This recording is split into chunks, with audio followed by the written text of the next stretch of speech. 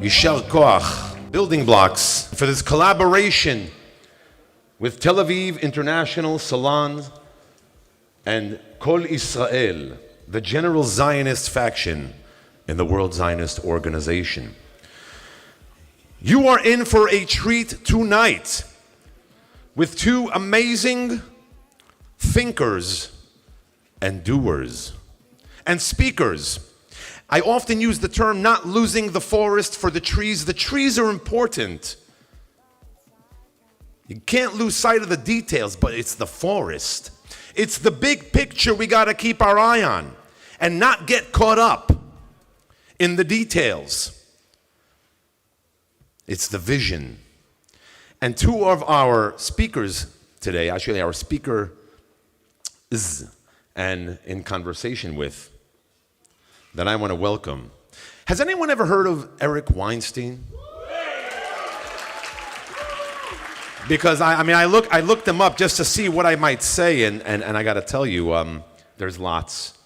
So I'll keep it brief for the sake of this conversation. Eric Weinstein, an American investor and financial executive. As of 2021, managing director for the American venture capital firm, Fiel Capital. Weinstein hosts the podcast called The Portal, and is a big-time thinker who, as far as I can understand, and I just said, does not lose the forest for the trees, cares and loves Am Yisrael, concerned with the future of the state of Israel, and by extension, the region, and by extension, global citizenship in the world that we all live in. We all have to play in the sandbox with everyone. And my friend, Flor Hassan Nahum, who you might know. Anyone know Flor? Don't not shake your head at me. Israeli politician, media expert, served as deputy mayor of Jerusalem, in charge of foreign relations, Israeli international economic development and tourism. Also, the co-founder and founding member of the UAE Israel Business Council, and is our Secretary General of Kol Israel, the general Zionist faction in the World Zionist Organization. Before I bring them up, I just want to point out and set this up for a moment. Am Yisrael, and by extension humanity, stands at the intersection of history. These are very telling and interesting times. And the question we ought to ask ourselves is, what is the future going to say about us, their ancestors? What in 100 years from now will they say about all of us? What were the decisions we made, the actions we took? What kind of ancestors are we going to be for our future? Very, very important. And as we enter this stage, I want to welcome our speakers in conversation with one another. Please, nice round of applause for Eric Weinstein and Flor Hassan Nahum.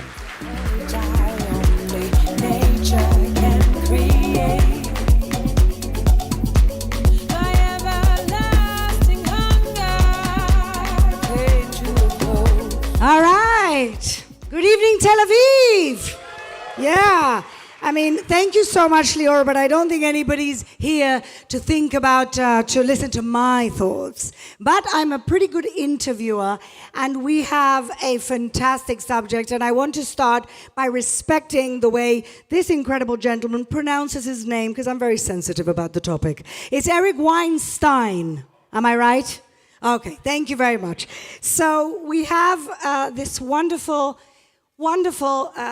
genius scientist, thought leader. I can't say enough superlatives, but I've got one very simple question. We're not gonna over techify this session. You've had your tech day.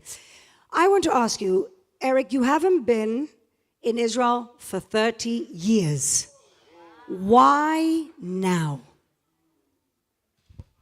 Well, this is the first time in 30 years anyone called me and said, hey, do you want to give a talk in Tel Aviv? And, you know, I'm sort of not kidding about that. In a certain sense, I was always expecting that I was going to have a lifelong relationship with this place. I lived here for 2 years. You did? When? 91 to 93. I was at the Hebrew University in Givat Ram and in the math and physics departments. And one of the most amazing experiences of my life. My wife was here for a year before, and then we traded places, and it was absolutely transformative. By the way, I should just say, I'm not here in any capacity. I'm not representing anyone else. I don't even know what this general Zionist organization is. I'm not sure if I'm for it or against it. I just wanted to come. You're for it. I wanted to come back badly, and this is really literally. This guy Elon asked, "Would you come?" And I said, "Sure." That's why. Kol hakavod to Elon from the Building Blocks Conference. Where are you? There you go. It takes one guy to say, why don't we bring Eric Weinstein to Israel? So there's so much that I want to unpack. But first of all, I want to start with a lot of gratitude, because I honestly think you are one of the most positive advocates for Israel. And you are, I think, the only staunchly pro-Israel advocate who is regularly on Joe Rogan, and you educate him. So I think he deserves a clap for that. Thank you, thank you, thank you. And now I want to ask you something that we saw from you right after October 7th. And I hate to start with something a little depressing maybe, or tragic, but I want to read out a very cryptic tweet. You don't call it tweet anymore, right? X, what do we call it? Post. A very cryptic post from you, on the 17th of October 23. So essentially 10 days after the most tragic thing to happen to our people and our country since the Holocaust. And you write this: IDF-assisted suicide. Zugzwang. Munchausen by proxy. Line: something terrible is about to happen to innocent people in Gaza. It will be horrific to watch.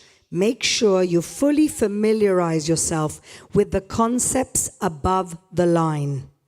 IDF-assisted suicide, Zugzwang, and Munchausen by proxy. Those are the concepts. I'm not leaving this here for you. It's for me. Explain to us what you meant.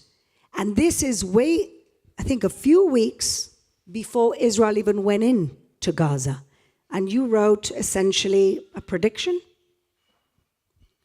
Well, I knew it took me a little while to realize that Sinwar was actually innovating. And part of the problem with innovation in the Middle East is that it's not necessarily something wholly new, but there are moments. We used to have the golden age of airline hijacking in the 70s, and that gave way to the age of suicide bombing with the Marine barracks in Lebanon, which was really a technique that was imported from the Tamil Tigers separatist movement in Sri Lanka.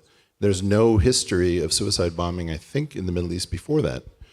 And what I realized is that I was trying to figure out, why would Sinwar do this crazy thing? Doesn't he know what's about to happen? And then I realized, oh, no. He knows exactly what is about to happen. And he is figuring out how to force Israel's hand in something that is not widely known in the US, at least, called hybrid warfare. And the concept of hybrid warfare is that kinetic war, which is what we traditionally think of as the majority component of war, is not necessarily the major component. And the major component, in fact, was video. And he was desperate for video. And what was the video that he was desperate for? The video he was desperate for was the IDF killing his own people. And that was the plan. The plan was to force Israel's hand. And I don't know how many chess players we have here, but there's a very important, I'm not really much of a chess player myself, there's a very important concept, it's a little subtle, called Zugzwang. And the idea is that you put your opponent in a position where they're begging not to move. Every move puts them in a worse position. But there's nothing called, I don't want to move, I pass my turn in chess. It doesn't exist. And so you put somebody in Zugzwang when they have to act, and their action hurts them. So the options were that either the IDF could do nothing and look weak in a region where you cannot afford to look weak, or respond to a situation in which you've gone beyond human shields. We have language for human shields, but we don't have language for what Sinwar did. And I thought about this in terms of this concept of suicide by cop. I don't know how many people are familiar with suicide by cop, but it didn't exist, I think, until the 1990s. And the reason that the language came about is we had a spate of instances nobody could explain. Some moron would pull a gun, a toy gun, on a policeman and get shot and killed. And so you keep thinking, like, who's dumb enough to pull a toy gun on a policeman, until you realize that that's the objective. And in fact, this was going to be IDF-assisted suicide. And in IDF-assisted suicide, the whole game is to make sure that the video corresponds to a pre-written narrative, which is that the Israeli people, and by extension the Jews, were genocidal maniacs who wanted to kill Arab children. And So, can I just push back a little? They also videoed themselves committing those murders. Why is that not something he wouldn't have wanted? Why do that? well, I think people don't understand, in some sense, why the world is behaving the way it is. In part because we've lost an appreciation for revolutionary thinking and revolutionary ideology. Right now, we have a situation in which nobody can figure out what queers for Hamas means. It seems like, do these people not get it? In fact, the sort of radical queer agenda is part of a general revolutionary agenda. And the key point about revolutions is that it's not that you have to break a few eggs to make an omelet, where an egg is a head. It's that we want to make omelets because you get to break eggs. And in some sense, one of the things is finally somebody had the courage to kill Jewish children, Jewish families, and do the unthinkable, whereas everybody else is in general too much of a coward to do that. And thank God Hamas finally rose to the challenge. And this is thinking that's very hard to think about, but I have a jihadi sandbox in my head. I unfortunately used to read Dabiq when ISIS was putting out that, and I saw the amazing production values they did on their murder videos, the snuff films, and I came to understand that the thinking is just so repugnant and foreign to us that we don't understand what they're trying to do. So the idea of Munchausen by proxy is this very strange situation. Munchausen syndrome used to be this idea that you would do harm to yourself because you wanted attention. But Munchausen by proxy is completely unthinkable. What happens when you're in a hospital and you see a mother bringing a child in repeatedly with injuries or sickness, and you can't imagine that a mother would actually poison a child or harm a child in order to get attention. And so by doing the unthinkable, Sinwar fooled the very dim and those lacking imagination and those who frankly just find it too unpalatable to imagine that anyone would do this. And he went beyond human shields, which is, human shield is where you attempt to protect a military installation by putting something that you cannot imagine bombing, like a hospital, a school, an old age home, an orphanage, in order to protect it. But this was different. This was the idea that you're going to put a military target underneath as crosshairs to help your opponent inflict maximal harm to a hospital, a school, a mosque, and then take that around the world, bragging about it effectively. And of course, sometimes you fake these films because the lighting is better, you can control things. So you have a very strange situation where a planet that was, really unprepared for war. Western Europe and the United States had this thing I've called the Great Nap that lasted from 1945 until 2025, where we forgot what war actually was, what it means to have an enemy, how you have to get your people to think about sending their children into harm's way, what heroism is, all of these sorts of things. And in fact, Israel, to be blunt, forgot to set an alarm on the 50th anniversary of the Yom Kippur War. Note to self, whenever you have an anniversary of an old battle, always set an alarm. I think 9/11 was the anniversary of the Battle of Vienna, where Christian Europe defeated the Muslim invaders. So you have a situation in which Israel was asleep at the wheel. It did not understand what was happening, quite honestly, and this is like pretty unpleasant. The second day back in Israel after 30 years, you don't want to be in the diaspora telling the Israelis what's actually going on. It's offensive, but you got outplayed. And it's very hard to recognize that an evil genius who didn't really care that much about his own life, and certainly not the lives of people under his care, outplayed you by figuring out that the world was in this place where it was very angry at the Jews, and it didn't need things to make sense or add up too much. It just needed to present a general narrative of a crazy colonial power, which Israel is not, engaging in genocide, which it is not, against a people that don't exist. And I don't mean that the people don't exist, the Arabs exist, and the flavor of the Arabs is the Palestinian Arabs, and they do have claims on this land. I'm not claiming that they don't. But I am claiming that the invention of the Palestinian people, if you go to Google Ngrams, corresponds to January of 1964, and the failure of something called the United Arab Republic, which bizarrely many Israelis from today clearly do not know actually happened, that there was a union of Syria, Gaza, and Egypt as part of Pan-Arabism. And the whole purpose of creating the Palestinian people, as opposed to the Mizrahi people, the Satmar people, the Bukharan Jewish people, is that the UN had this vague language in its charter, which was that you had self-determinations for people. So when Nasser's Pan-Arabism collapsed, the imperative was to create a people to engage a charter that was purposefully vague. And as by virtue of the fact that nobody seems to know the history or understand this stuff, it worked pretty well. And so Israel found itself in a situation where it couldn't explain its actions, even though it seemed obvious to people here, because the rest of the world hadn't been at war, hadn't dealt with something this diabolical. When I was growing up, we knew what diabolical techniques the Viet Cong were doing because we were broadcasting it on the 6:30 and 7 o'clock news. And as I tell people, my parents turned off the news the day that we saw American GIs' heads on pikes being proudly carried by the Viet Cong. We don't see that anymore. 9/11, the most famous photograph, is something called Falling Man, which is unknown in the US because the US papers blocked it. So in part, Israel walked right into a situation that it didn't prepare for. It certainly didn't consult me or anybody else who was seeing it from this perspective in terms of laying the groundwork for what it had to do. And you got outplayed. And my concern is that I don't think people even understand the language of human terrain. Look it up. It's the weaponization of the social sciences against humans used as if they were valleys, mountains, river crossings.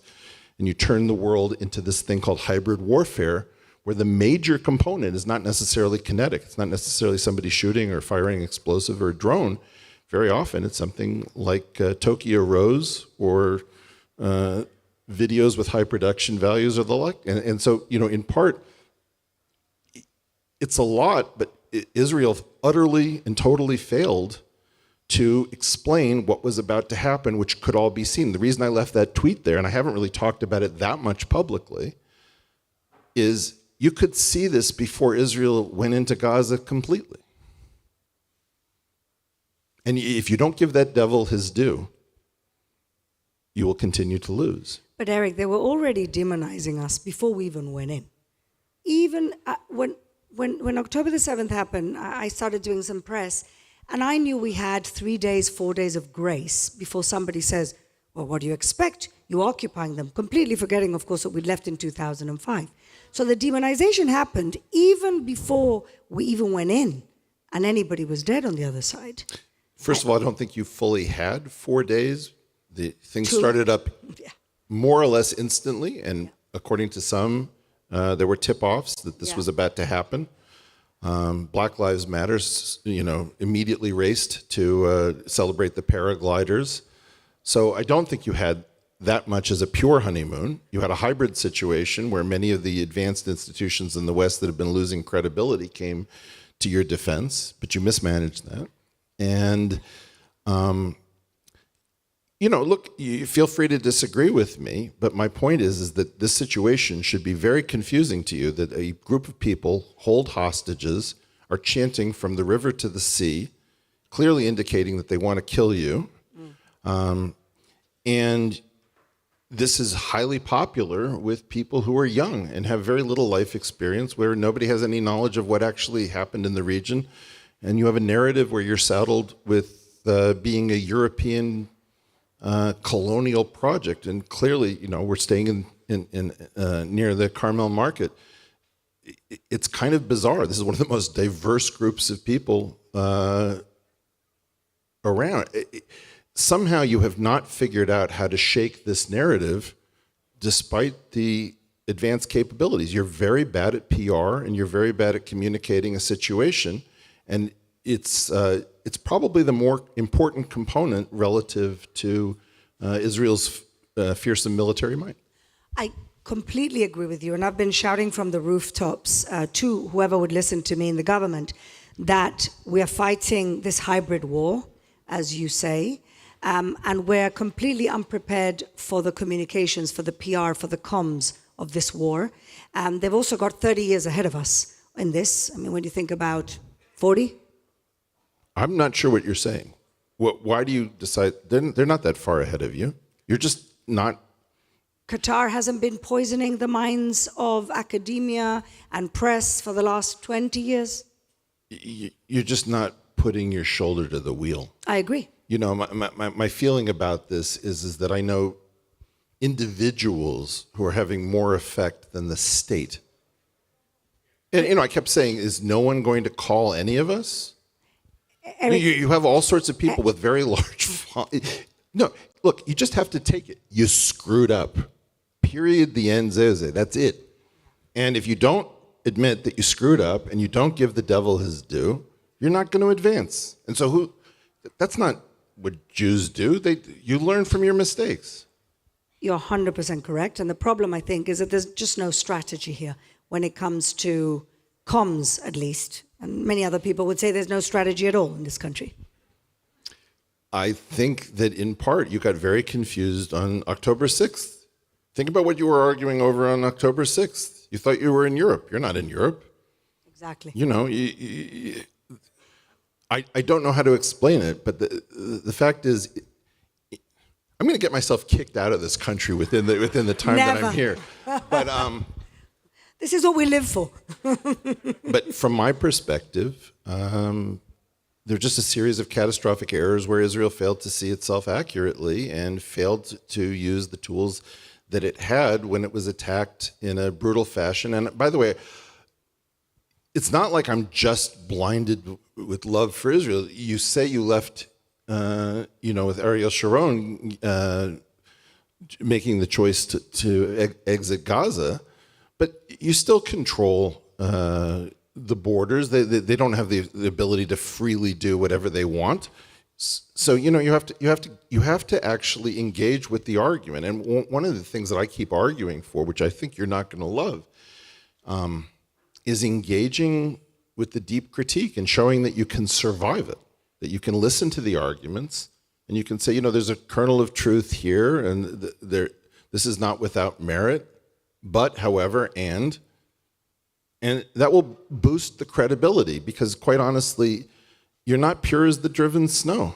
No, but the predominant argument still favors Israel, and it would be great to advance to the point where Israel can realize that all nations have a budget. You have a budget for brutality. You have a budget for failure. You have a budget for hypocrisy. And my feeling is that considering that this incredibly diverse country in one of the most dangerous and crazy regions came out of absolutely nowhere, it's not that you're as pure as you claim to be. It's that you're under your budget, which is a miracle. But you do commit very brutal acts, and you do act strategically, as all nations do. Now you've allowed this idea, well, the Jews are behaving strategically, Israel's so tricky, this, that, and the other thing. You're trying to minimize collateral damages, so you do this pager attack, Okay, but you're still getting saddled with the idea that you're being crafty, And in a certain sense, what I say is you can survive the truth. The truth is actually your friend, but the truth has to be presented in an attractive way.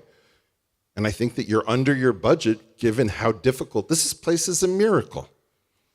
Yeah, but let's be honest about it. Absolutely.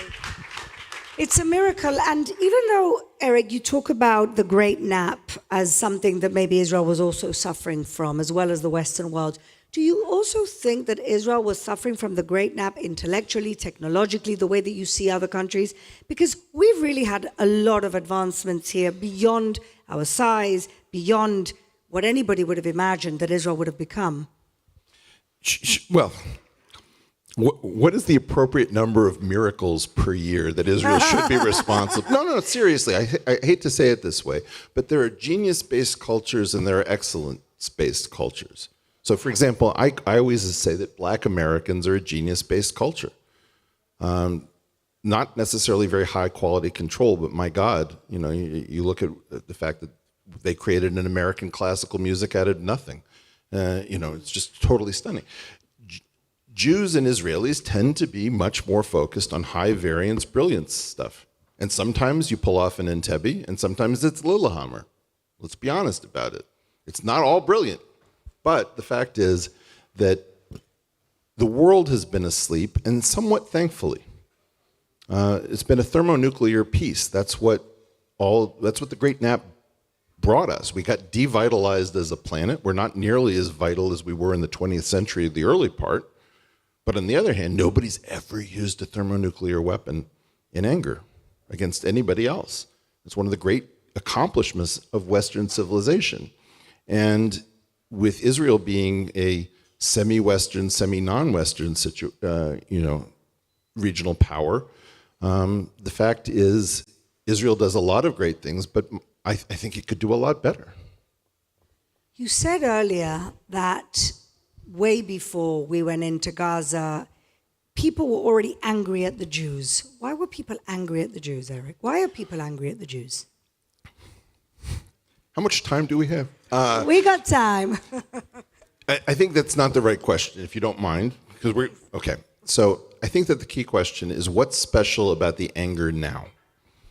Okay. And in part, I think people have a very strong sense that coming out of the Holocaust, in particular, the Jews were granted certain rights and certain protections that have served them well.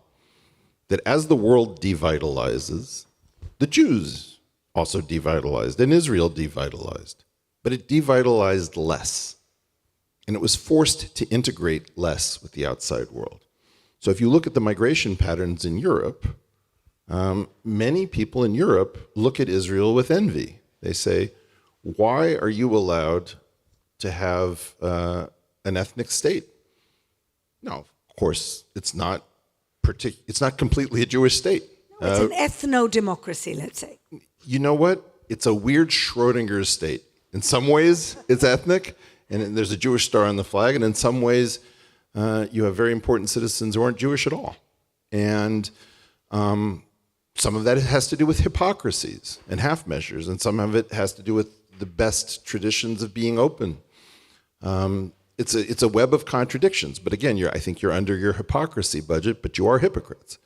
And you have a situation, but I'm free to say this in a place like this, where if I were doing this in Gaza, I'd be taking my life in my own hands. This is an advanced society, and part of the reason that we're having a new problem is that there was a long period of time where we were allowed, and again, I'm going to borrow this from the Orthodox, and as an atheist, I'm going to mispronounce, but there's this concept of chumrot. Chumrot. And the fences around the Torah, the strictures, are more extreme than what the Torah actually allows. And in the period after the Holocaust, the fences got pushed far out, and you weren't allowed to say and do certain things. And this is very similar in the US, where you're not allowed to say the N-word. You can say all sorts of ethnic slurs, but you can't say the N-word, particularly with the hard R. So people became very resentful. Why did the Jews get X? Why did they get Y? Well, if you suffer, the loss of a third of your population, the world understood that it was a very special situation here. So people are resentful because Holocaust guilt got us what? Got us got us a state, got us a pass for people being anti-Jewish? Well, the fact of the matter is that it's still not acceptable in American society, let's say, to say many of the things that anti-Semites whisper privately. And a lot of the anti-Semitism that you see on X, formerly Twitter, comes from anonymous accounts, you know? And so you have a situation in which there is this general resentment of how far the fences are out. And there's a move right now, like people like Dave Chappelle. I don't know Dave Chappelle's politics, but my guess is that one of the things that's pissing him off as a comedian is that he feels he has a right to mock things. And Joe Rogan will openly say to me that, you know, mockery is my business. I think mockery is good because he sees it as a pure positive. It's also, you know, he's talking his book. So in part, we don't recognize that some of the resentment also comes from the fact that people want to know, how are the Jews doing this? And how are the Israelis doing it? Your birth rate is the envy of the world in the developed world. And, yes. you know, I don't know how to convey this, and this is, I said this in the last talk. There's a misperception of the self, in my opinion, where this is a vulnerable place. It's obviously living on a knife's edge, and yet you still have obligations to people far beyond your land. I think Israel needs to be leading. It needs to be showing Europe a way to revitalize, to increase its birth rates. And I'll say something that many people will find very unpopular, not necessarily in this room: make the Middle East Christian again. The depopulation of Christians from this region is a terrible thing. And Christians are being persecuted all over the world. And if I can, and I'm not saying this to praise Christians, I'm also very frustrated with my Christian brethren. They won't stand up in the same way because part of Christianity involves martyrdom. And my feeling is that we've been very lucky that one of the offshoots of Judaism can be pretty good to us. Boy, have we had our problems. No, I'm not candy coating it. But I believe that Israel needs to, in part, help revitalize communities beyond its borders and take a leadership role that it's quite frankly uncomfortable with. Uncomfortable in what? In affecting the rest of the Middle East to Not protect just Christians? Yeah, I mean, I think that we need to be advocating. I think Christianity is essential to our survival as a people, and we need to recognize that we have to be. If Judeo-Christianity is to mean anything, it has to mean something. And in part, what I'm telling you is they want to know, what are you doing differently that your young people are falling in love and having families? What are you doing differently that you want to reproduce, to grow, and to thrive? And I personally think that these are incredibly important questions because of Hillel's question. If I am only for myself, what am I? You know, that's our tradition. And, you know, we take more crap for the chosen people thing. Everybody thinks they're the chosen people. I don't know any culture that doesn't think they're the chosen people. The problem is that many people suspect that maybe we're really serious. I believe it means... But maybe it's true. I believe what it means is that we have a leadership position, at least with respect to the Abrahamic world. I totally agree with you, and that's what Rabbi Jonathan Sachs would have said, that being chosen means that we've been chosen to lead, we've been chosen to make an example. It's actually a burden in many ways. We've had a rough ride at times. I mean, you know, my claim, though, is that right now the world wants to know, what are you guys doing differently? How did you integrate so many people from all over the planet? You have a relatively high-trust society. If I can just tell a stupid story, I lost my wallet on a Dan bus in Israel years ago. And everyone told me, oh, you'll never see it again. It's pointless. Don't even bother with the lost and found, blah, blah, blah. That wallet passed through, I think, 11 hands. There was some trace of it. And I got all my money back, right? This is a relatively high-trust society in a world where trust is going plummeting. And in part, to the extent that you know how to do something, you better share it fast with the outside world and help. Just think about everything that was accomplished in Italy, right? We need the Italians back full force. We need the French back and the Brits back. And they are struggling with who am I and what does it mean to be British and all of these sorts of things. Get in there and help. Eric, I think we feel that we're already doing that in terms of tech innovation. Clean tech and green tech and agri-tech and cyber in a way. We feel that we are the country that exports solutions. That's how we talk. You don't see that way? So you're hiding behind tech then? Because what is the tech that causes... American young men and young women are diverging at some level that's completely insane. Well, it doesn't help that you have 25 genders, no? That's the female perspective. And young dudes are just saying... Where are the women? I'm out. They're going to go hard right. They're going to go right into the arms of Andrew Tate. Yeah. Right? And so my claim is that there's something that you're doing here which is allowing people to fall in love and to dream about homes and futures and grandchildren on their knees. And that's not moving the needle in the outside world. But maybe do you think that's because we live in a high-risk military, in a high-risk kinetic scenario, and so we appreciate the real things in life? You know, I saw some of your young people walking around in these uniforms. The men are pretty masculine, and the chicks are hot. And simple as that. That deserves a clap. The rest of the world is trying to say, what is the masculine? What is the feminine? I know. And here we are what we are. Well, but that's because we're fighting for our lives, Eric. We literally are. I understand that, but it's also not just the fact. You can hide behind. That's the beginning of the story. Quite honestly, you know, the idea is you have to educate both men and women to want to enter the same structure. And if you think about all the popular songs in English that we had that talk about, you know, we're going to the chapel, we're going to get married, we're going to see the kindly Parson Brown, you know. I want to hold your hand. My grandfather claims that even back in the old days, it wasn't just hand-holding going on. But I can imagine. But my claim is that romance and heat is the precursor to family. And whatever you're doing here still works.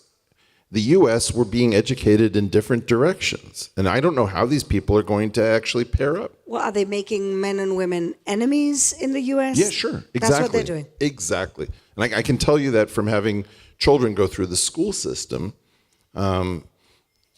Masculinity got expanded to toxic masculinity. Yes. Toxic masculinity was a real thing. I saw it growing up, went to an all-boys school. And then we decided that all masculinity was toxic masculinity. And that was a disaster because I think we had a situation where our son was sent home from chewing a piece of bread into the shape of a gun. And, you know, little boys, they used to play with cap guns, and now it's like some sort of a disorder. And all our young women are staring at themselves, finding their imperfections. You know, the young people here are not perfect, but the men are men, the women are women, for the most part. You know, there's a thriving gay scene, but you're not getting into these crazy levels of deviation where nobody knows what a gender is. And you know, I'll just be very clear about it. You have some magic here that everybody had a short time ago. Do you think that? I mean, I really see the Trump's win as the woke lost the referendum on woke, which is part of what you're talking about in a way. We don't know what woke is. We can describe it. I see it as a it may have been a tool of war, as a developed form of Marxism, maybe as a tool of war. It's a devitalizing force. Yeah. we don't, one of the reasons that USAID's budget came under fire is that we started finding that we were exporting transgendered operas into countries for no reason. And, I've analogized this to imagine that somebody did an audit of the Israeli military budget and they said, can you believe we're providing low-cost pagers and walkie-talkies to Hezbollah? This makes no sense. In part, we devitalized planet Earth by pushing this woke agenda, and I believe we in part pushed it on ourselves, and I don't know whether that was a military operation. By who? The enemy or internally? It's very difficult to We all say Qatar. We all say Russia, Qatar, the Iranian, the Islamic Republic of Iran. They can't beat America militarily, so let's poison the minds of their kids through a terrible education and terrible compromising academic freedom of thought. There's self-poisoning, right? So in part, so I asked, I don't know, did anybody see this talk I gave at ARC? Okay. The Great Nap, right? That was yeah. Well, they keep changing the title to keep... The Great Nap or the Big Nap. I've seen many YouTube's naps. algorithm Many engaged, naps. I believe. Yeah. So I asked this question to the fancy version of ChatGPT. Go back to the Battle of Hastings in 1066. What is the greatest period of peace between Western European nations between now and then? And it said that the 80 years between 1945 and 2025. The great achievement of the post-war era is the devitalization of all of us so that we don't blow ourselves up and kill ourselves. And people can't accept that, but we are far less vital than we ever have been, and we've been far more peaceful. So in part, one of the things that I think people just aren't prepared for is that the entire world order is completely misexplained. I think people didn't understand what American democracy was. The two parties were supposed to filter out populist candidates so that both parties would throw up one candidate, and in the US, that meant that that candidate would always enforce the institutional order and all of the agreements. Because otherwise you can't have allies if every 4 years you have a sudden radical change and shift in policy. And you've only had two parties, switching power since Millard Fillmore. So it's been a duopoly, and it never fails that the person is always a politician with political background or military background. Donald Trump's the first president in the history of the United States to have neither a military or a political background. He was the first failure of a political party to screen out a populist candidate. He got through the primary, then he was supposed to lose the general, where there was a concerted effort by mysterious and shadowy forces. And then when he won, nobody knew what to do. That's why we suddenly had this epidemic of fake news, which was never a big topic during the 2016 cycle. It was a created placeholder as the sort of national security state tried to figure out, what do we do if this one person puts the world order at risk, which is exactly what's happening now. He learned the first time that you cannot govern in Washington as a single individual. You need to show up with a large number of people. Trumpism doesn't exist because nobody knows what that guy's going to do next.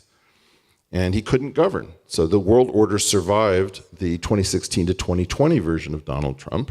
He learned his lesson, and he's back to renegotiate the entire world. And you can see before he took office, my trigonometry podcast with Francis Foster and Konstantin Kisin, I said, Trump is about to renegotiate the world. That's exactly what's happening. He's going to take every agreement. He's never seen a tradition that he wants to continue.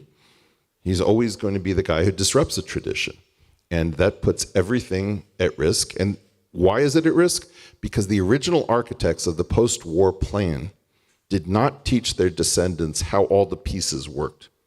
Right? So you're living in this incredibly complicated system, using debt and trade agreements and tacit understandings between intelligence and covert operations groups to keep this world order with this concept of democracy that's really a binary choice every 4 years once you've pre-committed all of the populist candidates to have to support the party's nomination after they lose, which they're always guaranteed to do. And now we're in totally new territory where we've woken up out of the Truman Show, and everybody wants to build the city that the Truman Show is the set of. So we've been living on a movie set, and everybody says, okay, we want democracy, we want free speech. Well, if you're looking at Twitter or X, whatever you want to call it, that's what free speech really looks like. We haven't had free speech. We haven't really had democracy. So did we wake up from the great nap with Donald Trump's election and the October 7th? We're just getting started. And just keep in mind how exciting the early 20th century was, for good and for bad. Do we need to have war and conflict to be vitalized?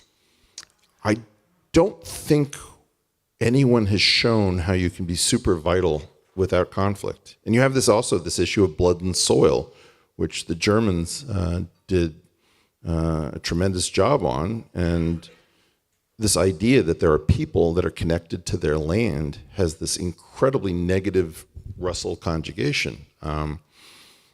So you have Yes and no, but then you have the indigenous, the people who call themselves indigenous, which I say that about the people of Israel all the time, and that's okay.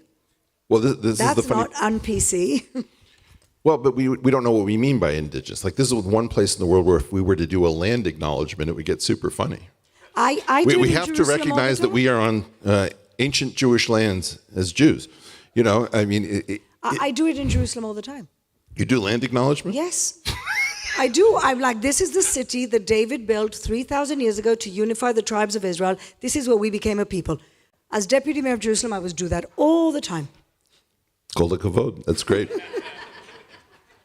But what I'm saying is, you're saying that the connection to the land, the soil and blood that you talk about, is seen as something negative? Yes, very negative, because that's what, we have to annex the Sudeten land because there are ethnic Germans over there. The Donbass region and the Crimean Peninsula are where the Russian speakers are. So you have, we're waking up from the idea that we've said all these super simplistic things that don't work well together. So there are these crazy sort of drug interactions by different kinds of idealism that we've professed.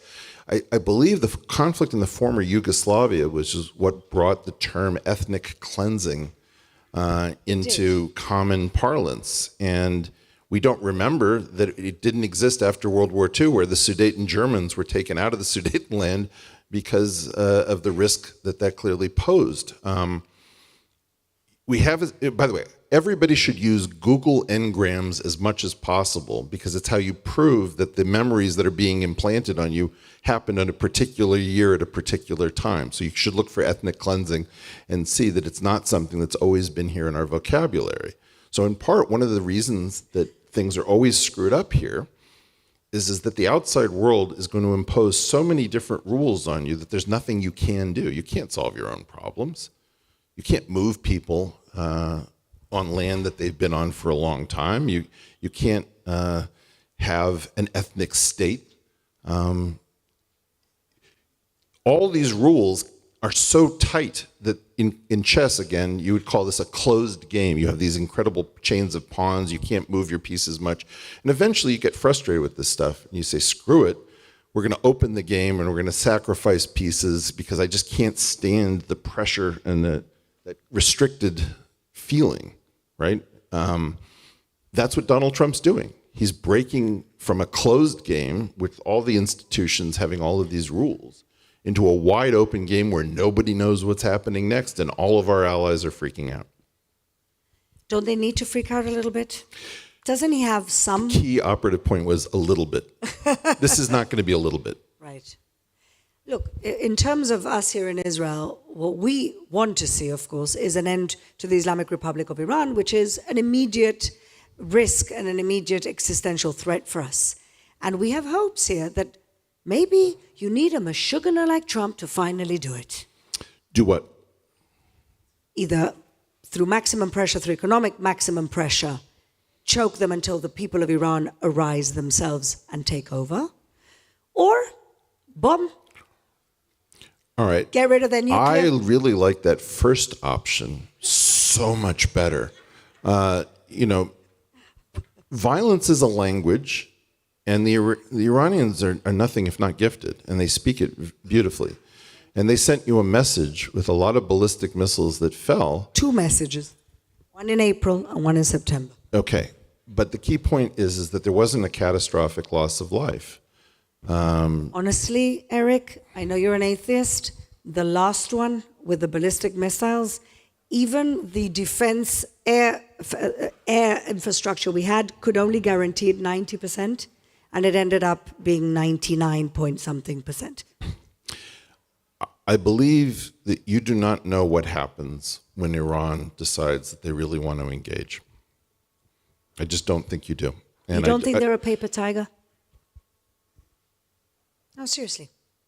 I think that the Persians are some of the most gifted people, and I think that Shimon Peres's old concern was we do not know how to do the game theory of a nuclear theocracy.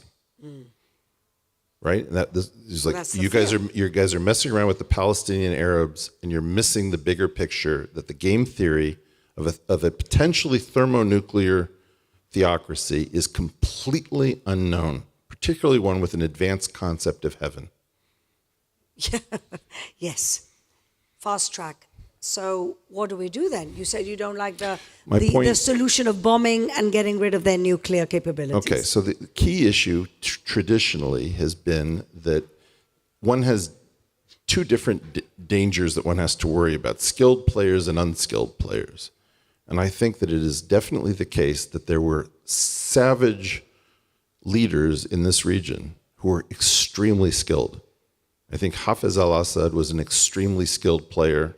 I think King Hussein was an extremely skilled player. You've had many prime ministers who were skilled players. Look at Saddam Hussein taking over the Ba'ath Party. This guy spoke violence like a poet. That's the language of the region, isn't it? Yes, but not everybody speaks it well. I remember Ariel Sharon, translated into English, saying something beautifully. He says, what is this murderous frenzy that has descended over our Arab neighbors, right? He divorced the concept of the frenzy from the actual humans that he would have to deal with over time. Arab diplomacy is one of the wonders of the world. I worry that we don't have enough skilled players and that people are being quite crude, and that in part that's dangerous. When you have unskilled players, you're not necessarily safer if they're a little bit less brutal, because you just don't have an ability to read each other's moves. I believe that Iran was speaking to you in a very skilled fashion. I could be wrong. Saying? We don't know that you really have a defense if we decide to do this thing in earnest. And you should not take comfort from your ability to shoot things down launched from Gaza to think that that is going to work. And what should we say back? I'm not in the position, having been here for 2 days for the first time in 30 years, to tell you what to say. No. What's your opinion? I absolutely refuse. I have not picked up a gun. I have not sent my children here to fight in your army. And it would be absolutely irresponsible for me to say what you should or shouldn't do. I will say this. You are also endangering the diaspora and the planet with a very dangerous conflict that can easily spread. One of the great nightmares for the U.S. is that suddenly we have too many theaters in play. We've got one going on in Russia and Ukraine. We've got another one with the Taiwan Straits. We have one with the Middle East. And there are only so many bases, so many carriers. And the fact is, if the U.S. retreats into this sort of Christian national isolationist movement, which I think is very bizarre, the idea that these two oceans will protect us indefinitely, and even to take the words America first, which we associate with people who did not feel that America was threatened by Hitler. Yeah. Well, it took a while until Pearl Harbor, they didn't really go in earnest. Well, but in Pearl Harbor is a very mysterious situation. Thank you. Thank you. If you look at the McCollum memo, you will find that the U.S. was trying to figure out how to get attacked in the Pacific. Yeah, you don't know about it? I'm learning a lot today. No, the U.S. has to sometimes manufacture casus belli, cause for war. Yes. And so, in fact, starving Japan for resources, because Japan is resource poor, was definitely something that the U.S. was interested in, just like remember the Maine or the Gulf of Tonkin solution. So part of the problem is that we're having a child's discussion of conflict. And we're suddenly now all capable of reaching many people on social media. Most of us don't know anything, myself included. And But everybody's an expert now. You have Everybody's an panels on the news, on Joe Rogan, whatever it is. Everybody's an expert on everything. Joe, she means not what she says. I would love to get Joe Rogan here. I would love to get Joe Rogan here. Can we let you do that for us? I'll organize it. Let's get him here. Look, I'd love to offer it to him if he hasn't been here. And, potentially I think that there are other names. You should just keep in mind, Joe doesn't know, I don't think Joe has a very strong sense of this place. I don't know if you were all following the Daryl Cooper story. Here's something many of you probably don't know. Daryl Cooper reached out to me before almost anyone was aware of him and said, hey, Eric, Jocko Willink and I want to meet with you because you keep talking about Witold Pilecki, the great hero, the Polish hero, who dressed up as a Jew to get taken into Auschwitz to organize resistance and reconnaissance, smuggled himself out, told the world, and got executed after the war. And you keep talking about this great hero of the Jewish people and saying that we should have an entire month devoted to him. Sorry, I'm going to get emotional. We'd like to do a series with you. You don't know how these people are actually thinking. They're having, you can be angry at him, you can be very worried about him, but he's a much more complex and interesting person than many of you know. Candace Owens was the one who invited me to meet Kanye on the first day she met her hero. It's important, I keep threatening to do this series, which I don't know whether it's a totally bad idea. I don't know whether I've fully said this in public, but called my friends the anti-Semites. I think it's a great idea. And that scares me. Shabbos dinner with my friends, Well, the anti-Semites. No, because in part, so I have a different concept called weaponized Shabbat, where I didn't think that was a funny line, but good to know. It is in this crowd. So, the idea being that people have all sorts of ideas about what the Jews are and what the Jews do, the Jews. My feeling is, for God's sakes, if you have a Shabbat table, it's a miracle that every week, people who have no tradition, who've lost their sense of themselves, people who are connected to us through the Judeo-Christian thinking, invite them in. Invite in people who are not Jewish to see who we actually are so that these crazy ideas are nullified.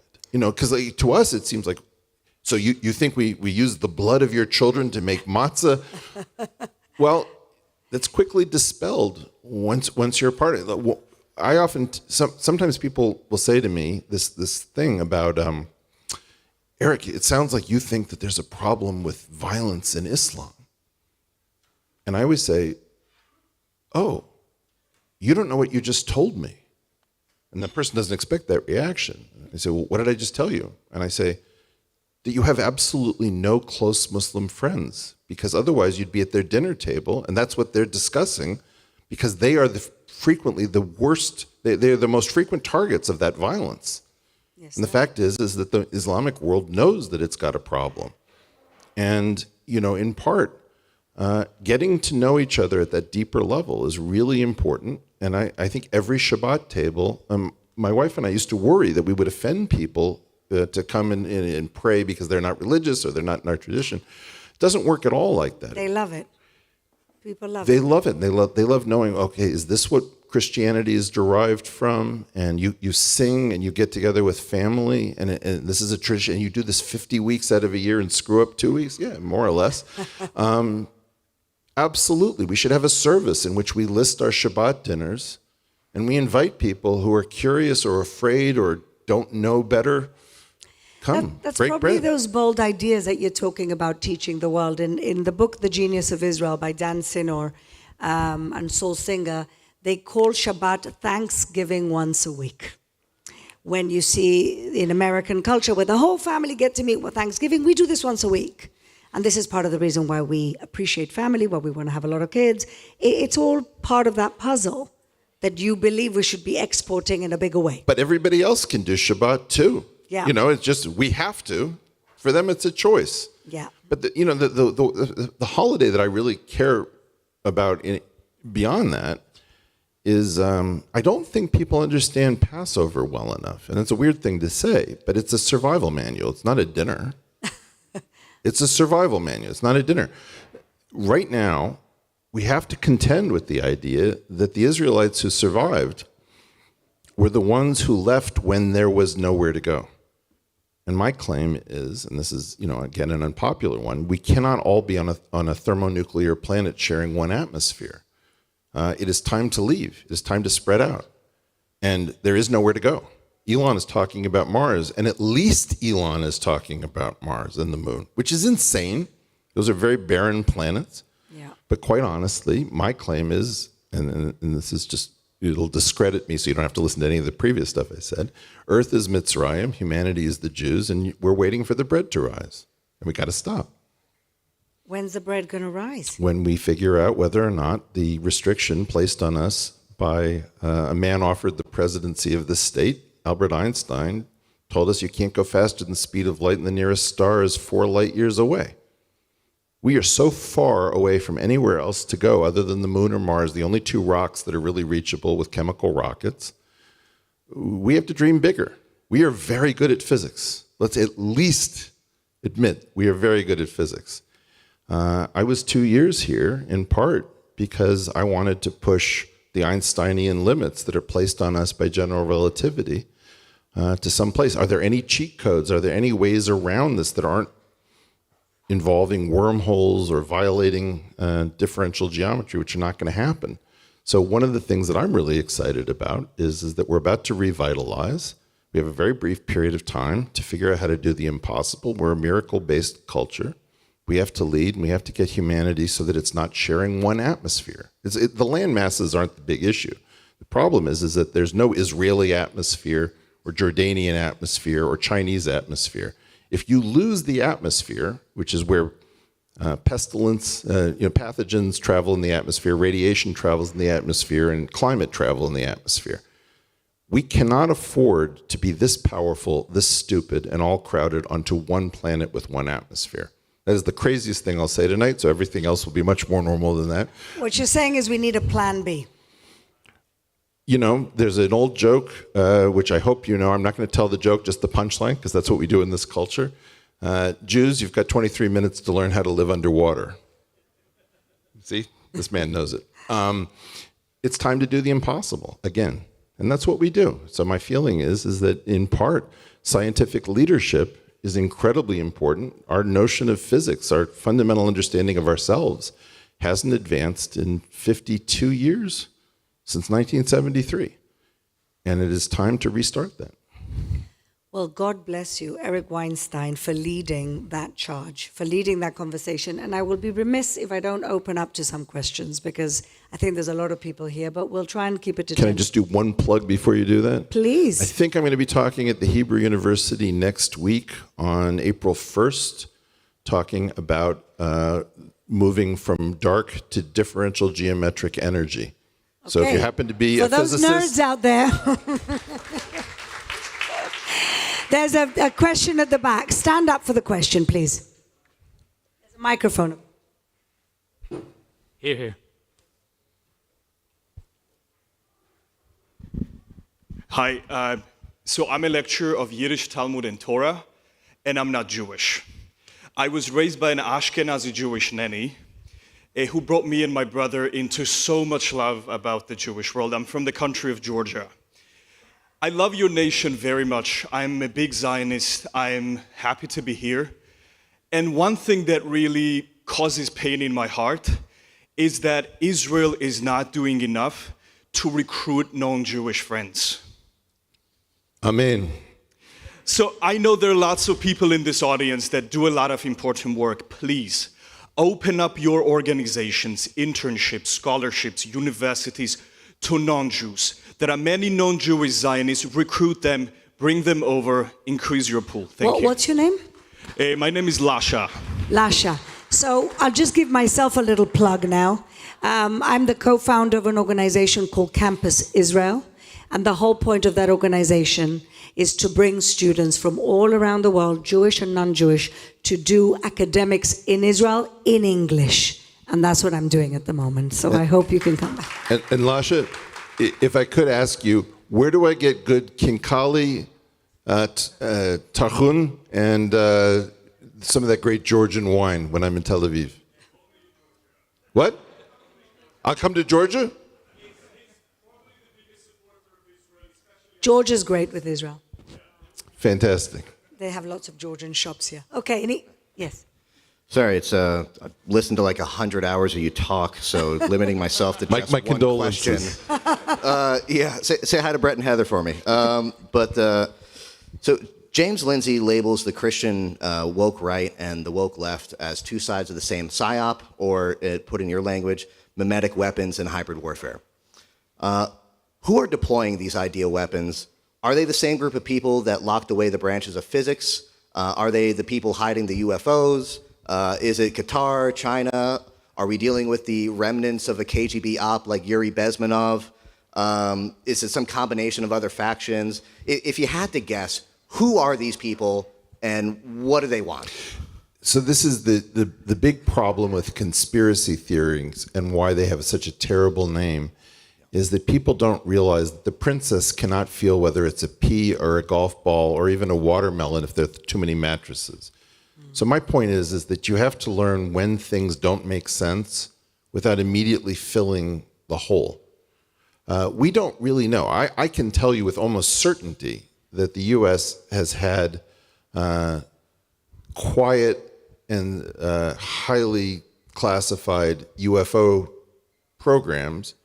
Nobody has any idea that I know whether there are actually UFOs or aliens anywhere near them. And so in part, I have an equation called UAP equals SAP. Unidentified aerial phenomena equals special access programs. The U.S., when it chooses to do something cool, always does something fake. So Operation Overlord was the invasion of Normandy during World War II, but Operation Fortitude and Operation Bodyguard were the fake operations to disguise the Operation Overlord so that nobody would understand what the troop buildup was about. So in part, we don't know, for example, whether, let's just take the UFOs, whether there's any UFOs in this thing and it's just a cover for super advanced aerospace, or to try to get the Chinese and the Russians to invest precious treasure in the wrong programs. When it comes to all of these things that don't add up and don't make sense, we have to recognize that the Jews are very vulnerable because we will be viewed as a secretive organization. And one of the reasons I've been extremely vocal about Jeffrey Epstein, having met him once, is that it's very important. I mean, there's a completely disgusting human being. It's possible that he was an intelligence construct because he certainly didn't behave like a financier. Disgraced financier Jeffrey Epstein doesn't make a lot of sense to me. Assume for the moment that he was a joint CIA-Mossad project. It's very important to recognize that the Jews wouldn't have put him up to that, or the Americans wouldn't. It would be a couple of operatives in a super secret place that made a terribly catastrophic discussion to destroy the lives of young girls with a psychopath. And as a result, we have to understand that we are entitled to covert operations, but it is also a great danger to do too much through covert operations, because what that does is it creates a sense that the world doesn't add up and it doesn't make sense.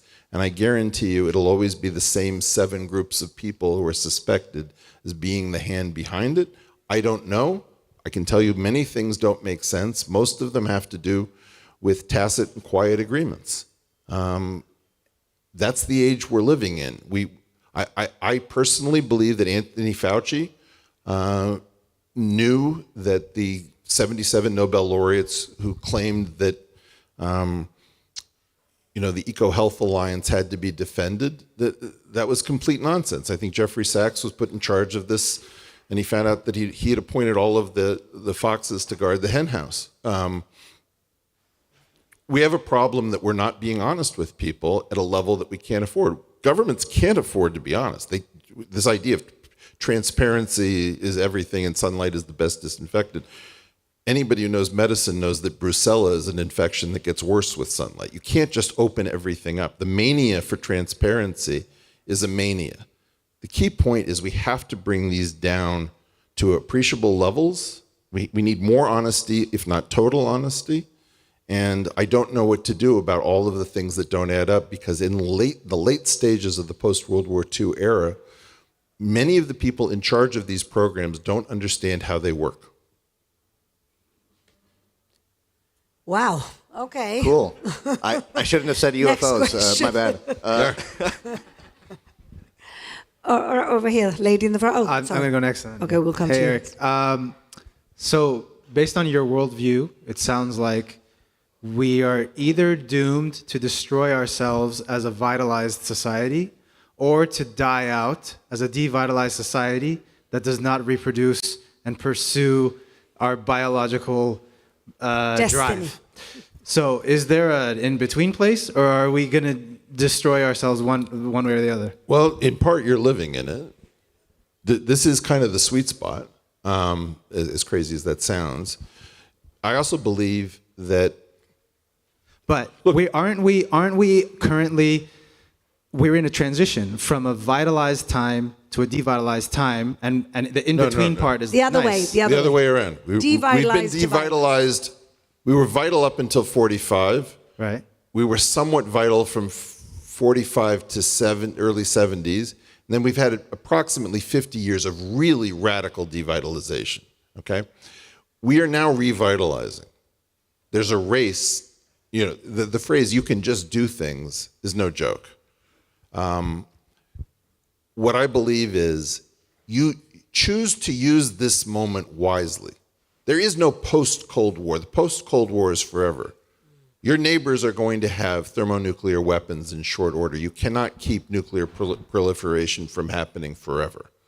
I could explain why there's no real secret behind the Teller-Ulam design.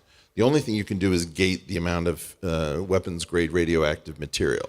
We are in a very temporary situation. Can you use this time to do anything, and this is the project of my life, to restore an indefinite human future?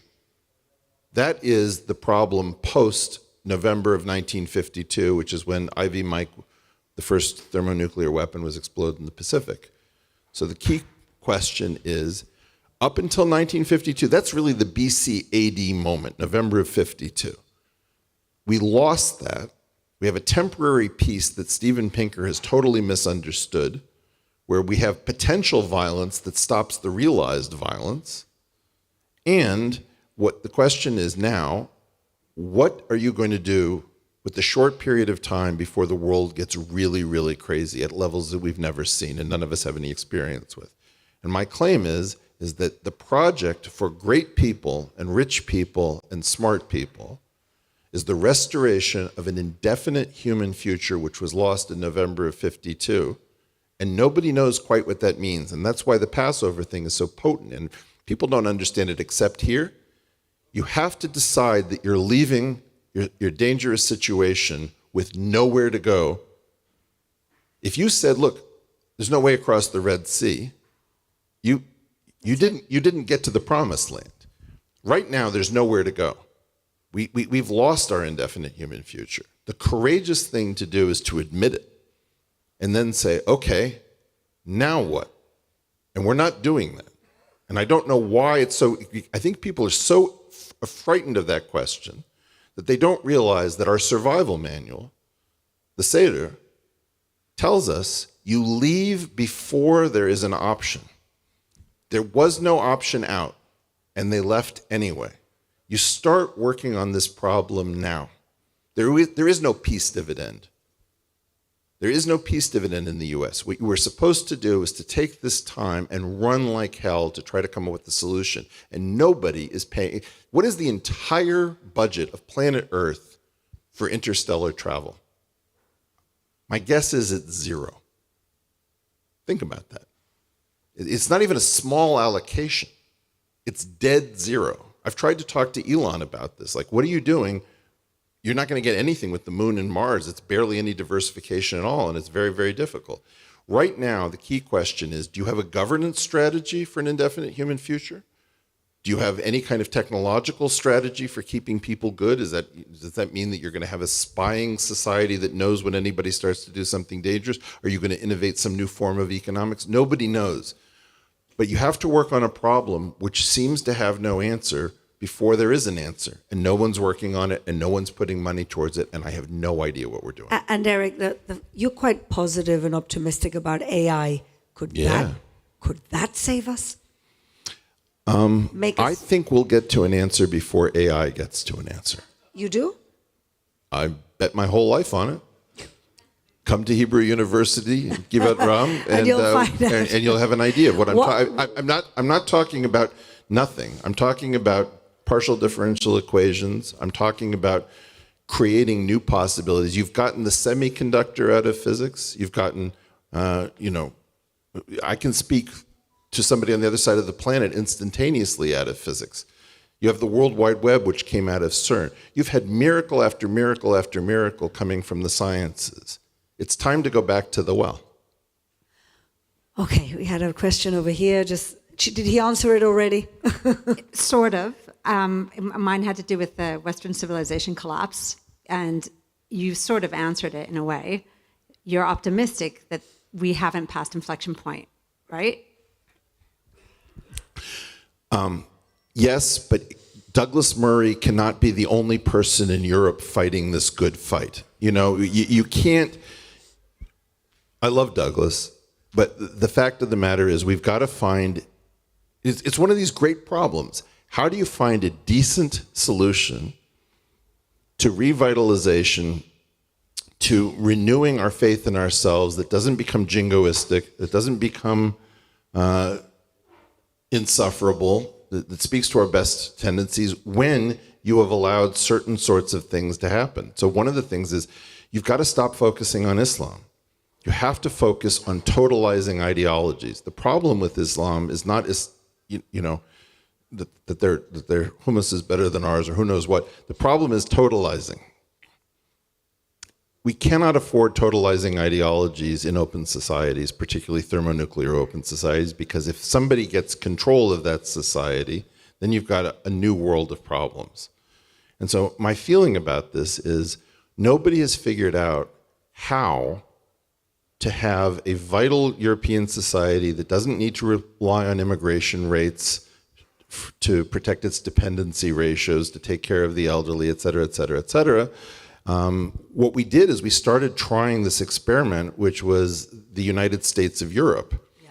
And the United States of Europe was an idea that you could get fiscal union without getting political union. Then you allowed everybody to issue their own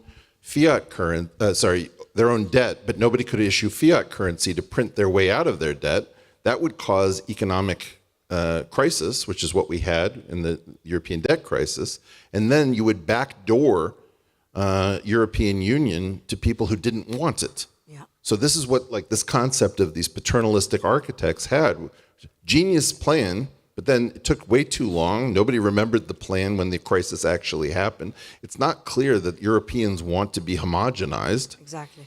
And so in part, one of the things that's happening in our time is the repudiation of these grand 20th century plans. So for example, India is repudiating Gandhi-Nehruism. Turkey is repudiating Ataturkism. Yeah. We're repudiating the Great Society programs like the Immigration Act of 1965 in the US. We're returning to the blood and soil speech in the UK. You have all of these repudiations of grand idealistic visions that didn't quite work out. And that's really what this time is about. In part, it might be, for example, the repudiation of Ben-Gurion's vision, but it's not happening here in the same way. The rest of the world is sick of the idealisms that went on for too long and didn't deliver on the promises, and that's why you're experimenting with authoritarianism everywhere, and people are looking at Hungary and saying, I used to think you guys were crazy. Now tell us more about how you're getting this done. What's going on in Poland? You seem to have an effective border patrol. That's what I see happening, and the key question is how to not lose our soul trying to just remember, what does it mean to be Swedish? That shouldn't be a huge conversation. What does it mean to be male or female? What does it mean to be decent and welcoming, but not just leave the door open and be a doormat for anybody who wants to walk all over you? Nobody's figured this out. I think one more question and we have to end. Jay is telling me I should have ended already. One more. There in the middle. Yes, the lady in the middle.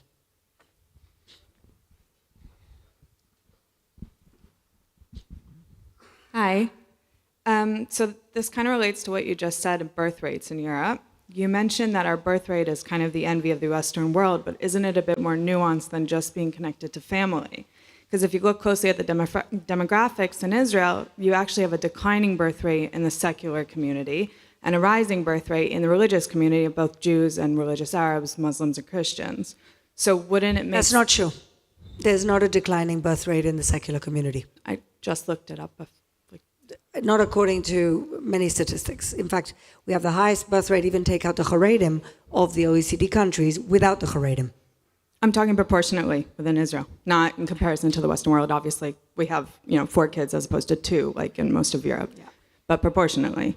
So if you look at the Western world, which has kind of had a bit of a decline in religiosity, wouldn't it make sense that if they go back to the roots of religion, Christianity, or whatever it is, that they would have an incline in the birth rate?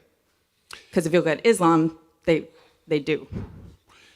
So, again, my feeling is that there's a differential in the birth rate, and certainly, my great-grandmother, Bunya, was named Fabrika, factory in Russian, because she just kept churning them out at numbers you couldn't even believe.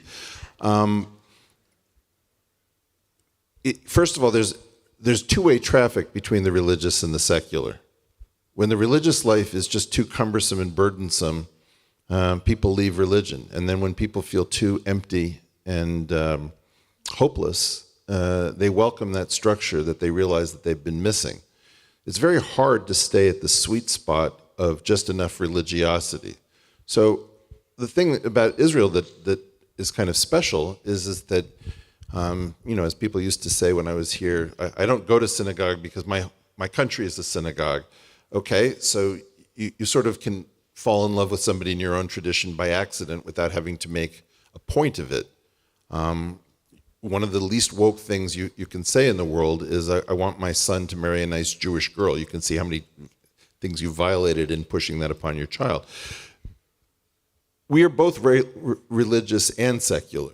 And as you can see by the number of kippas in the audience, people are sitting side by side and having lives which are...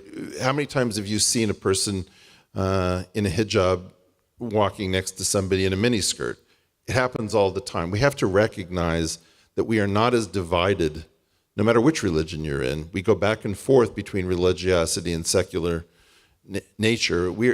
And these are not permanent groups. So if the religious have a huge number of children, I would expect that some of those children will be DJs in Tel Aviv in short order. And if there's way too much weed smoking and debauchery, I imagine that the knit kippas will multiply somewhere around Jerusalem. I don't know. I think on that note, we're going to thank you so much for enlightening us. Thanks for having me. With your wisdom. Thank you. And thank you, Flor. Thank you, Pia. Burn his passport. You should both stay. Eric, welcome home. Tadachi. Thank you all from the Tel Aviv International Salon. Thank you, Building Blocks, and Elon, Kol Yisrael. Guys, have a great night.